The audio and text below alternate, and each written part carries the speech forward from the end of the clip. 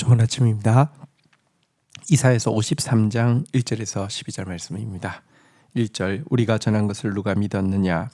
여호와의 팔이 누구에게서 나타났느냐? 2절 그는 주 앞에서 자라기를 연한 순 같고 마른 땅에서 나온 뿌리 같아서 고운 모양도 없고 풍채도 없은즉 우리가 보기에 흠모할 만한 아름다운 것이 없도다. 3절 그는 멸시를 받아 사람들에게 버림받았으며 강고를 많이 겪었으며 칠고를 아는 자라. 마치 사람들이 그에게서 얼굴을 가리는 것 같이 멸시를 당하였고 우리도 그를 귀히 여기지 아니하였도다. 이사야서 하반부에 종의 노래가 4번 나오는데요. 그 중에 이제 마지막 종의 노래가 이제 어제 서론을 지나서 이제 본론으로 들어가는 내용이 이사야서 53장 전체 내용입니다. 여호와의 종이 오셔서 이방에 정의를 베푸시고 여호와의 종이 오셔서 이방을 구원하시고 여호와의 종이 이 정의와 구원을 베푸시는 것은 말씀을 제대로 바르게 분별하여 듣고 전할 수 있는 학자의 귀와 혀, 그리고 그 말씀에 대한 철저한 순종과 또 그 말씀에 대한 분명한 확신 가지고 이제 이 일을 한다, 이렇게 3번에 걸쳐서 노래하고 나서는요, 마지막으로 이 메시아는 이 종의 노래의 핵심 중의 핵심이 4번째이죠. 그런데 우리의 죄를 대신하기 위해 오시기 때문에 가장 비천한 모습으로 오실 것이다. 이런 내용이 본문의 내용입니다.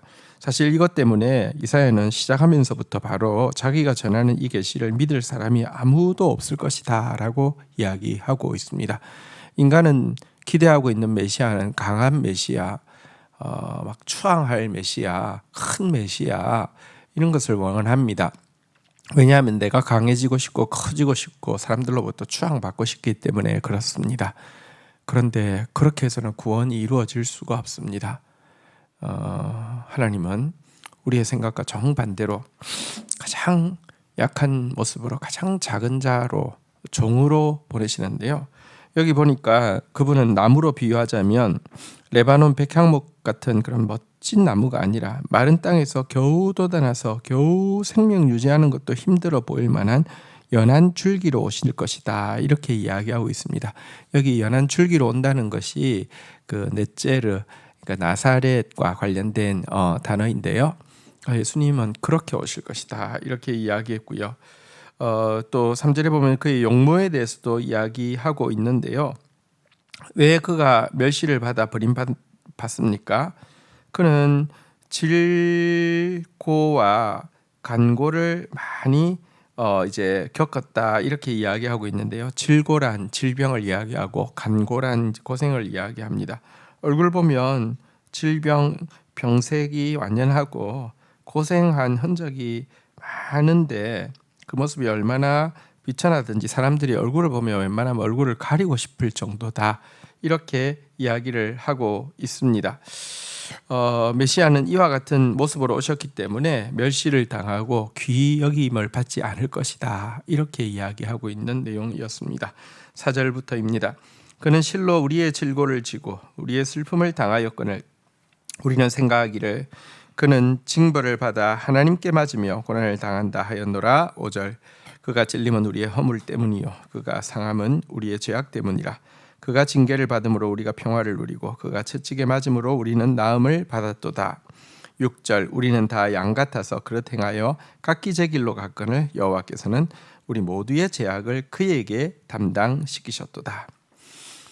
근데 예수님께서 이렇게 낮은 모습으로 오신 이유는 우리가 겪어야 할 질병, 우리가 받아야 할 슬픔을 대신 하시기 위함이었기 때문입니다. 그런데도 여러분, 인간은 참 이상하죠. 권력자들이 그들을 막 포갑하고 해도요, 그런 힘 있는 권력자들은 포갑을 당하면서도 잘 모르기도 하고 좋아하기도 하지만 예수님은 압제당하는 그들에게 정의를 행하기 위해서 또 정의를 막 시해하는 것이 아니라 진짜 자기 자신인 것처럼 우리 안에 들어오셔서 정말 드러내지도 않고 목소리를 높이지도 않고 정의를 베푸시자 우리는요 그분의 이 모습에 대해서요, 하나님께 저주받았다라고 생각을 하게 된다는 것입니다.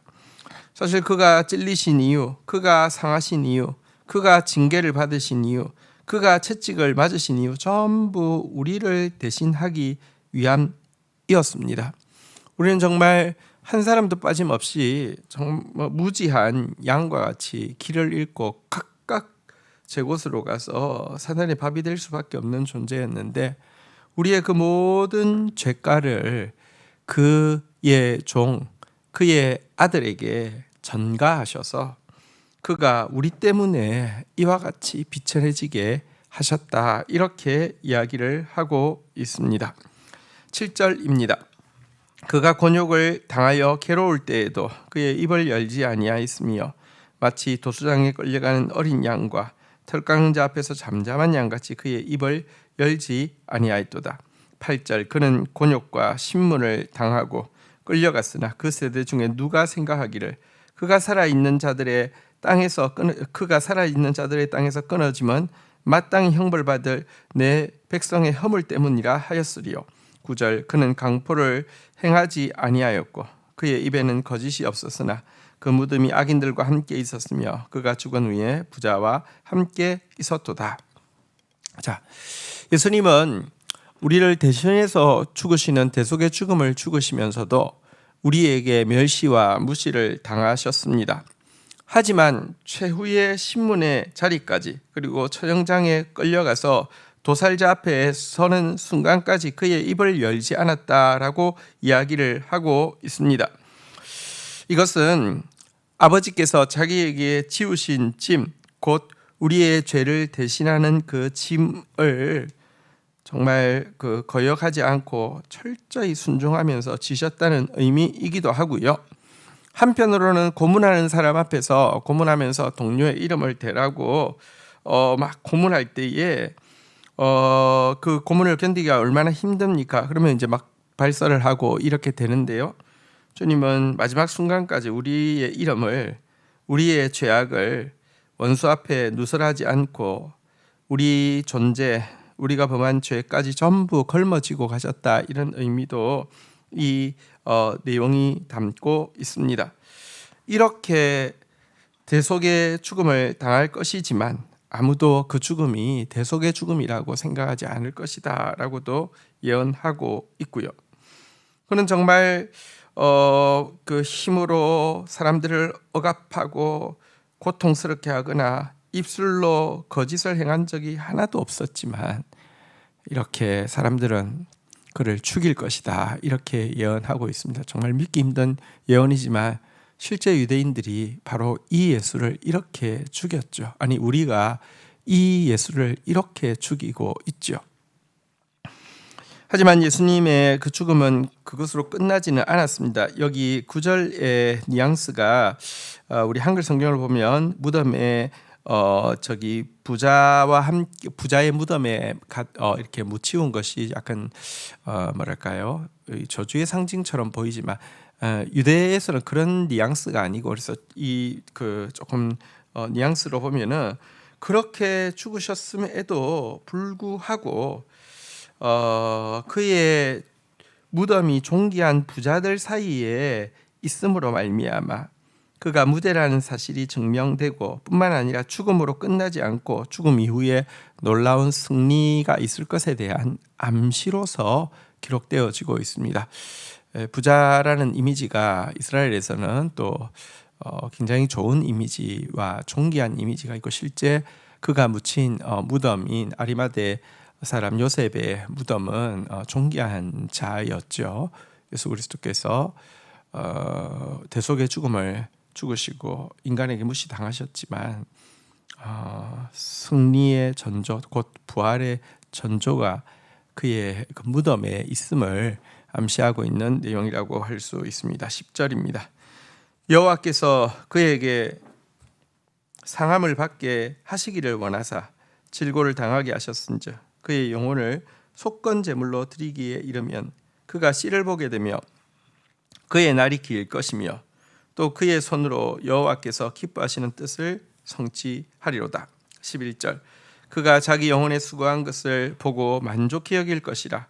그의 의로운 종이 자기 지식으로 많은 사람을 의롭게 하며 또 그들의 죄악을 친히 담당하리로다. 12절 그러므로 내가 너희에게 존귀한 자와 함께 몫을 받게 하며 강한 자와 함께 탈취한 것을 나누게 하리니 이는 그가 자기 영혼을 버려 사망에 이르게 하며 범죄자 중 하나로 헤아림을 받았음이니라. 그러나 그가 많은 사람의 죄를 담당하며 범죄자를 위하여 기도하였느니라. 자, 이제 예수 그리스도의 죽음 이후에 일어날 구원의 역사에 대해서 노래하고 있습니다. 자, 사실은 하나님은 위대한 역전을 준비해 놓으셨습니다. 자기 종을 속건제물로, 그러니까 속건제란 이제 그 형제에게 잘못한 일에 대해서 속지 않은 속죄죄의 한 형태이죠. 어쨌든 이 속건 제물로 이렇게 받으시고 나면요, 그를 통하여서 씨를 보게 될 것이다. 그의 자손들을 보게 될 것이다. 이런 말이고요. 그의 날이 길 것이다. 이렇게 이야기하는데요. 그의 나라가 장구할 것이라는 뜻이고요. 그의 손으로 여호와께서 기뻐하시는 뜻을 성취하리로다 그랬는데, 하나님은 아무도 멸망치 않고 다 회개하여 구원에 이르기를 원하시는데 구원의 넓은 문을 이 아들 예수를 통해서 여신다, 이런 의미가 되겠습니다. 그리하여서 그는 그가 열어놓은 큰 구원의 길을 통하여서 수많은 영혼들이 회복되어져서 돌아오는 것을 보고 만족하게 여길 것입니다. 그의 정말 학자 같은 지식으로 말미암아 많은 사람들이 그 말씀을 받고 의롭게 된 것을 또 보게 될 것입니다. 이 메시아, 사실 이 메시아는요, 범죄자 중에 하나로 헤아림 받고 죽으셨지만 그 마지막 순간까지도 범죄자를 위하여서 기도하신 분이시고요. 결국은 하나님께서 그에게 존귀한 자와 함께 몫을 받고 강한 자와 함께 탈취한 것을 나누게 하실 것입니다. 그는 승리자이시며 이제 그 강한 자 사탄에게서 많은 영혼들을 건져내실 것이며 참 하나님으로, 참 구주로 가장 존귀한 이름으로 높임 받게 될 것이다, 이렇게 이야기하고 있습니다.